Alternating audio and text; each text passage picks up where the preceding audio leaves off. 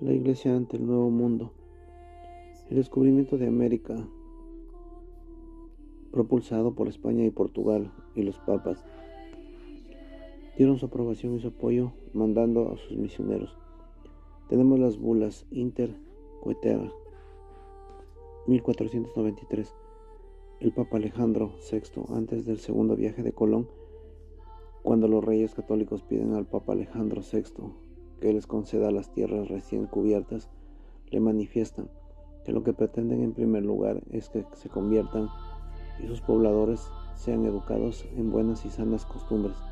El Papa se le recordaba una y otra vez: os exhortamos insistentemente en el Señor por el sacro bautismo en que os obligasteis a los mandatos apostólicos, y os pedimos por las entrañas de la misericordia de nuestro Señor Jesucristo que el emprender y conseguir estas expediciones con recta intención y celo de la fe ortodoxa, tengáis una voluntad y el deber de procurar que los pobladores de tales islas y tierras abracen la religión cristiana. Sabemos que vosotros desde hace tiempo os habéis propuesto buscar y descubrir en algunas islas y tierras lejanas y desconocidas, no descubiertas hasta ahora y por otros, con el fin de reducir a sus habitantes y moradores al culto de nuestro Redentor, a la procesión de la fe católica, y que hasta ahora, muy ocupados en la conquista del reino de Granada, no pudisteis conducir a vuestro santo y laudable propósito a fin deseado. Pues bien, con el descubrimiento de las Indias llegó la hora señalada por Dios para que, descendiéndolos a proseguir por completo semejanza empresa, quería y debías conducir a los pueblos que viven en tales islas y tierras para recibir de la religión católica. Así pues, por la autoridad de Dios omnipotente concedida a San Pedro y vicario de Jesucristo, que ejercemos en la tierra y todos los dominios de las mismas a tenor de la presente, donamos, concedemos y asignamos todas las islas y tierras firmes descubiertas y por descubrir a vos, a vuestros herederos, y al mismo tiempo, en virtud santa obediencia al Papa, dispone que los reyes castellanos han de destinar varones probos y temerosos de Dios, doctos y peritos y expertos para instruir a los residentes y habitantes citados en la fe católica e inculcarles buenas costumbres. A Gutiérrez, América, 122-123. Roma pues envía claramente a España a América, y en el nombre de Dios se le da para que evangelice, y otras palabras, el único título legítimo y de dominio de España sobre el inmenso continente americano reside en la misión evangelizadora. El Papa Julio II, en la bula Universalis Ecclesiae, ya en el siglo XVI, concedía la corona de Castilla en la persona de Fernando el Católico, dio forma definitiva al patrono real, es decir, el modo en que se articuló la misión de España en las Indias.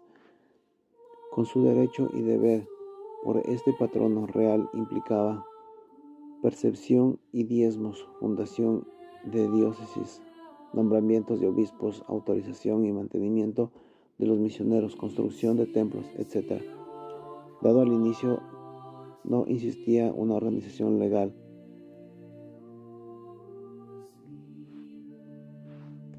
Ni se conocían las tierras. El personalismo anárquico y la improvisión, la codicia y la violencia amenazaban con pervertir en su misma raíz una acción grandiosa y noble. Colón fracasó en las Indias como virrey gobernador, tampoco el comendador Bobadilla, que le sucedió en 1500 en Santo Domingo, capital de la Española. Pudo hacer gran cosa con aquellos indios diezmados y desconcertados. y con unos cientos de españoles indisciplinados y divididos entre sí, alarmados a los reyes, enviaron en 1502 al comendador Fray Nicolás de Obando con 12 franciscanos y 2500 hombres de todo oficio y condición, Bartolomé de las Casas, entre ellos. Entre las indicaciones que les dieron los reyes católicos que trataran bien como vasallos libres a los indios.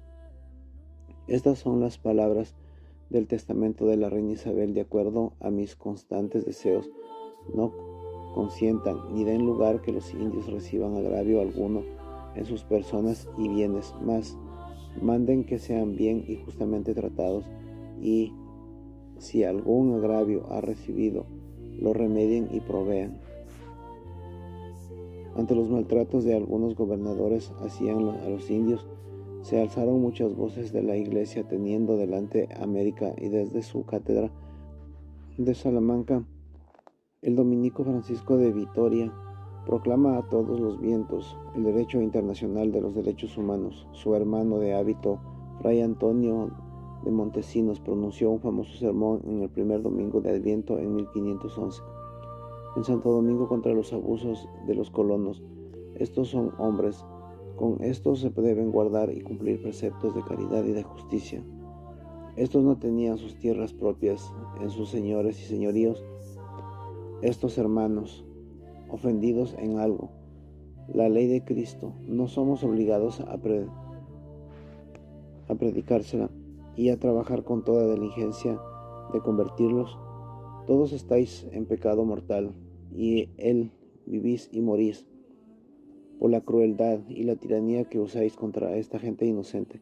Decid que con derecho y con justicia tenéis tan cruel, horrible servidumbre en aquellos indios. ¿Con qué autoridad habéis hecho que tan detestables guerras a estas gentes que estaban en sus tierras mansas y pacíficas, donde tan infinitas de ellas con muerte y estragos nunca oídos habéis consumido? En las juntas que pronto se tenían en Burgos y Valladolid, son los religiosos quienes defienden la libertad de los indios. A finales del siglo XV llegaron a España las acusaciones de los franciscanos belgas Juan de la Deule y Juan Tisín. En 1513, Fray Matías de Paz, catedrático de Salamanca, escribe el Dominico de los Reyes de España sobre los indios, denunciando el impedimento que los abusos ponen a la evangelización y afirmando que jamás los indios deben ser gobernados con dominio despótico. En 1539, el dominico Fray Vicente Valverde escribe al rey acerca de los abusos sufridos por los indios. En 1541, Fray Toribio de Benavente Montolinia escribe en su Historia de los indios de una Nueva España contra los abusos de algunos españoles, y también los defiende de algunas difamaciones del padre Las Casas. También la Iglesia, con el apoyo de los misioneros, controlaron muy bien las encomiendas para que no hubiese abusos, como sucedió en la época feudal. Impidieron que los encomendaros se convirtiesen en una poderosa casta hereditaria. Buena parte de los debates jurídicos y teólogos del siglo XVI giraron en torno a la encomienda y a el repartimiento, que fueron viéndose como un mal menor. La encomienda terminó en 1718. A mediados del siglo XVI, con el padre de las Casas, fueron el padre Francisco de Vitoria, dominico, y el padre Juan Gines de Sepúlveda, las figuras más importantes en el tema de la justificación de la presencia de acción de España en las Indias. Francisco de Vitoria es el fundador del derecho internacional. Don Vasco de Quiroga dedicará una buena parte de su vida de seglar, siendo oidor a la segunda audiencia de México y después como primer obispo de Michoacán, a defender a los indios y a protegerlos y educarlos en sus pueblos hospitales de México. teniendo siempre en cuenta la dignidad humana de los indios, como escribe en uno de los informes que manda al consejero de las Indias. El también dominico Julián Garcés, el primer obispo de Tlaxcala, es otra frase famosa: saquemos oro de las entrañas de la fe de los indios. Por tanto, no se iban a América solo por convertir en doblones de oro azteca e inca, a costa del trabajo y la dignidad de aquellos indígenas. La obra que hace allí la Iglesia es algo que honradamente no se puede ignorar. De 1504 a 1511 se establece la jerarquía eclesiástica en las iglesias de Santo Domingo y Puerto Rico. En Cuba se funda la diócesis de Baracoa en 1515 y en la de Santiago en 1522. En los primeros días de la conquista se crean nuevas diócesis en México, Perú, Colombia, Venezuela, Chile, Argentina. En México se celebra un concilio provincial. En 1515, de gran resonancia para la primera evangelización americana. Los numerosos misioneros que llegan a América no solo se preocupan de la doctrina de los indios de la religión cristiana, sino que promueven entre ellos el conocimiento de no pocos oficios, artes y letras. El Colegio de Santiago de Tlatelolco de los franciscanos es el primero que se crea en la Nueva España. Los agustinos levantan otro en Tripitio y Vasco de Quiroga, uno más para la formación de los clérigos de Pátzcuaro, de Michoacán.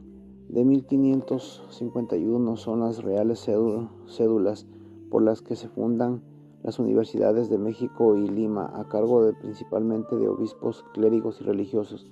A propósito de esta última hora de la de San Marcos, escribe Madariaga que en ningún aspecto de su obra de América ha manifestado España con más claridad su filosofía política, su sentido de la humanidad sin bordes ni barreras, que en el de la instrucción política. Las órdenes religiosas fundaron en numerosas ciudades colegios.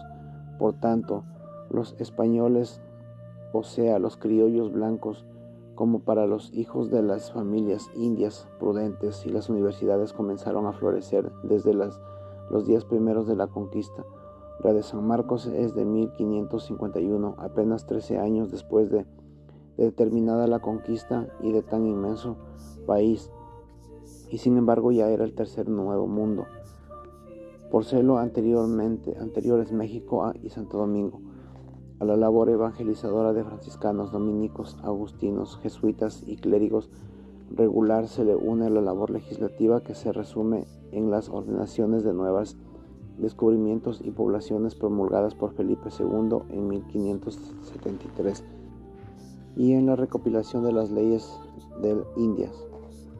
El Papa Pablo III, en la bula Sublimis Deus en 1537, afirma que los indios son hombres libres y que hay que convertirlos por medio de la mansedumbre, que lo dice en estas palabras: los indios son verdaderamente hombres dotados de alma, aptos en consecuencia para disponer de sus bienes y de personas. Con este documento se intenta poner fin a una encononada controversia teológica fina, íntimamente ligada al problema de los justos, títulos en que pretendía apoyarse la conquista, puesto que se había llegado a cuestionar la racionalidad de los indígenas basándose en sus creencias idolátricas, sacrificios humanos, prácticas y canibalismo, costumbres homosexuales y otras prácticas escandalosas, llegando a considerarlos poco más que como animales que poseían el don de la palabra. La Iglesia puso en cada encomienda a un fraile para que lleve a cabo la evangelización. Los frailes tuvieron que afrontar desafíos de evangelización de esta cultura, o llamado también el problema de la inculturización. Cómo adoptar el mensaje de Cristo a esa cultura. Más tarde, en 1622, la Santa Sede creó la Congregación Propaganda Fide, o llamada Congregación para la Evangelización de los Pueblos, que se puso a disposición de los misioneros de los medios necesarios para las misiones: imprenta, políglota, seminarios, universidades, creación de vicarios apostólicos y obispos misioneros dependientes directamente del Papa. No podemos acabar con esta parte sin dar juicio sobre la esclavitud. El descubrimiento de América motivó una enorme petición de mano de obra e hizo nacer la trata de negros que se buscaba en las costas de África. Esta trata duró hasta comienzos del siglo XIX. De 14 a 20 millones de negros fueron llevados de África para justificar la esclavitud y el mercado de negros. Se apeló de los argumentos aristotélicos que habla de categorías de hombres esclavos por naturaleza. Se recordó la maldición de los hijos de Cam, Génesis 9:5, los africanos. En ese tiempo la esclavitud era un mal necesario para las necesidades económicas. Por otra parte, la esclavitud permitía a los negros acceder a la fe cristiana. Ciertamente siempre será reprobable la esclavitud desde todos los puntos de vista, pues el hombre, todo hombre, independientemente de su color de raza, sabiduría, es hijo de Dios, tiene alma y por lo mismo su dignidad es altísima. El principio moral, el fin no justifica los medios. Aquí también es aplicable el ofrecerles la fe. Fin no justifica el medio de la esclavitud, que es un mal. Los negros tuvieron al jesuita en San Pedro Claver, que se esforzó en suavizar su suerte en la Colombia del siglo XVII. Debemos recordar también que el tema de la igualdad de todos los hombres ha empezado a aceptarse a partir de finales del siglo XVIII. Con la Revolución Francesa, los derechos humanos a la igualdad de todos eran verdaderamente cristianas, pero el reivindicarlas cuando los condicionamientos sociales no estaban maduros hubiera puesto un mal peor que el existente. A modo de la analogía, no olvidemos que ni el mismo San Pablo se rebeló contra la esclavitud, sino que pidió trato humano para los esclavos. En todos los juicios de comportamiento histórico hay que censurar el error partiendo de nuestro avance cultural, en respeto a la persona, pero sí, sin desprenderse totalmente de la situación de esa época, a menos de que no querer comentar una injusticia histórica.